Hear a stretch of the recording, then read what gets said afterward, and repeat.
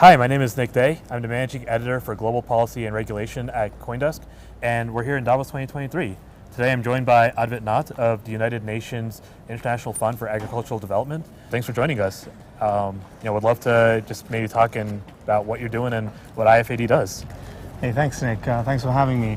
So IFAD is an international organization. We're a United Nations entity, and we're also an international financial institution.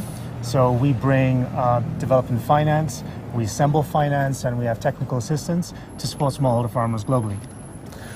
So you were speaking on a panel earlier this week in Davos, and you were talking about using blockchain for some of the fund developments and tracking that you do. And I want to get to that, but really quickly, can you just speak to your overall mission and the problems that you're addressing at IFAD? So the problems with the global food crisis has been in everyone's minds lately. There's about 345 million people that are marching towards starvation. There's an enormous amount of issues with the global food chain, and I think these are systematic issues as well as the issues caused by COVID, climate, and conflict. So we have provided over $23 billion over the 4 decades of our experience to support smallholder farmers to try and improve food chains and the food systems. And what are some of the issues that you've had with tracking these funds and just getting them distributed from where you begin with IFAD to the farmers at the end of the line? Right, so this has been the big challenge. We provide a lot of financing, as do many development partners globally. How do we ensure the full traceability and transparency and accountability of those funds? We experimented and found blockchain technology offered a really attractive solution. So what we did was we tried and applied to a real case, which was one of our Kenya projects, which is a serial climate smart agriculture project. It's $100 million that has 50 different actors that provide various different solutions and activities to try and support smallholder farmers. So what we did was we put the funds onto the blockchain. It's from all the different actors, the donors, ourselves, the vendors, suppliers that provide different services, as well as the farmers. And we did that in a way that protected privacy, personal data privacy, and we put all of that information on blockchain. Now we could see the entire fund flows for traceability and accountability of the funds to our donors and also to any of the public.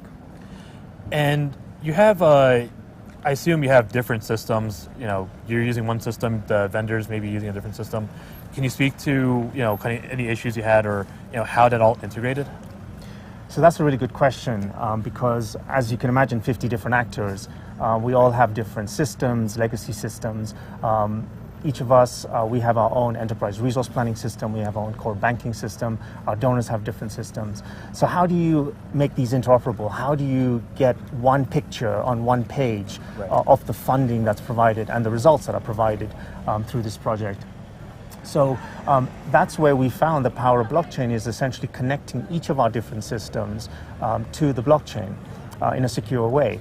So it's a very fairly quick way to do that. It's an API connector, which is just a connection from one's system to the blockchain, and that is what the entities that have systems. If you're a farmer or if you're a vendor, small vendor, which we work with many in the rural areas, they could sign up to our app that's actually also available for non-smartphones, for mobile phones. So on a mobile phone, you can connect straight to the blockchain. Right. So that's the way we were able to get all the different players and actors in the ecosystem to connect straight to the blockchain and provide that big picture in one page as well. Right. Can you speak to, are you looking at any specific networks or are you using any specific blockchains right now that are better than others? So we're blockchain agnostic in general because it's a very interesting space right now, and we're in Davos, so we're seeing also a lot of different options.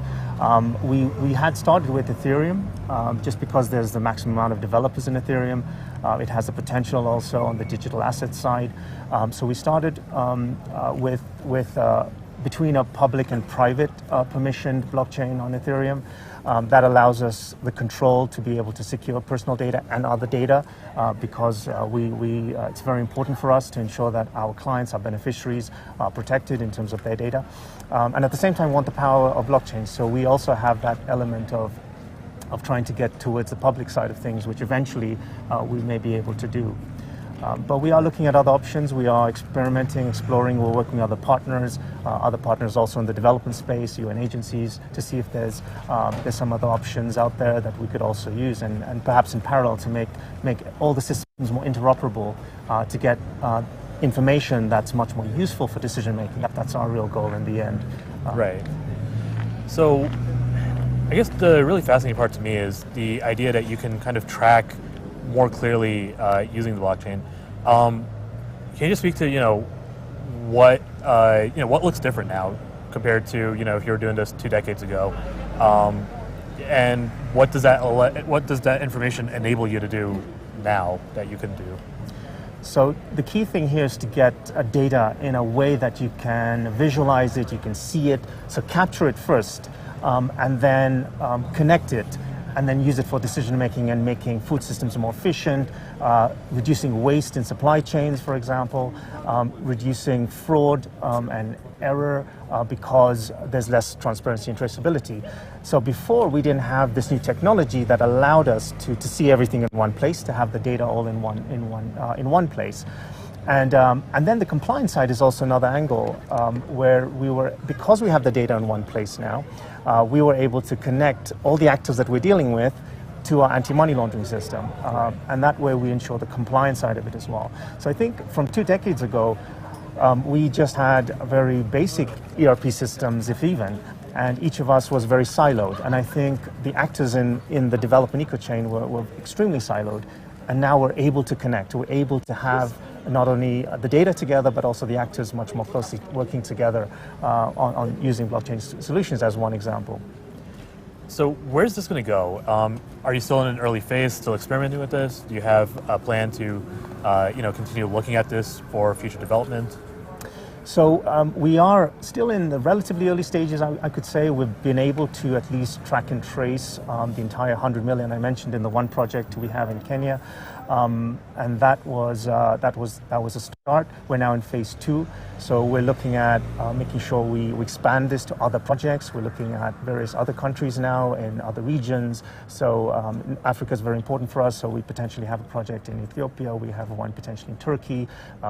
We've also experimented in Asia, so with the Philippines and Tajikistan. So we're looking at global sort of presence in terms of this solution to try and scale it up. And while we do that, we'll try and adjust and improve and also learn from others. And that's why we're also here in Davos, to learn from the tech industry, to see if they're able to support some of the key solutions to solve a lot of real world problems that we're all facing today. Right. And have you had are there any challenges or issues that you're still kind of sorting through, or things that you hope either the crypto industry or the developer partners you're working with can maybe address as you iterate on this? So we're following the digital asset space very closely, because right now in our Kenya project that I mentioned, we're using fiat currencies, so existing local US dollars, Kenyan shillings, or other currencies that are fiat. What would be a game changer is to be able to have digital money moving at the speed of light, potentially, across the globe, cross-border. And that could be a game changer to get money quicker to the farmers who need them most. And I think that's something we're exploring and we're watching. There's some interesting announcements also with some other UN agencies working with other platforms. And I think that could be very interesting, to get money to refugees, to get money to women, to get money to farmers as well. So we're watching the digital asset space very closely. I think another very interesting area is the automation of the blockchain. So the computerization using smart contracts, where we could speed up payments as well. So for example, when a farmer receives fertilizer, they can press a button on their mobile phone and immediately execute a smart contract to make payment to the vendor within seconds. That's something that takes a long time these days, depending on the type of region, depending on the intermediary banks we work with. So payments can be a big area I think we could expand on as well, and the automation aspect for efficiency in the entire ecosystem and supply chain. Gotcha. I guess just to wrap things up, is there anything, if there's one takeaway or two takeaways that you would like our audience to have, what would you want those to be? I think the world is really in a crisis in many ways. I think the WEF, we're here and they're talking about a polycrisis, meaning many crises at the same time. We've all been very aware of the food crisis, but there's also been an energy crisis. There's been just many crises that we all need to solve, and I think there's a big energy, and I see a lot of energy here to try and solve these real world problems. The amount of panels that dedicate time to climate, to issues that are relevant. So I think if I have one message is that let's get the community together. Just if there's always ways we can all help. These are real problems. These are problems that are for future generations. So I think it'll be great that we work together and reach out to us, and we're happy to let you know how you can help, how we can help you, and try and work together to support smallholder farmers globally.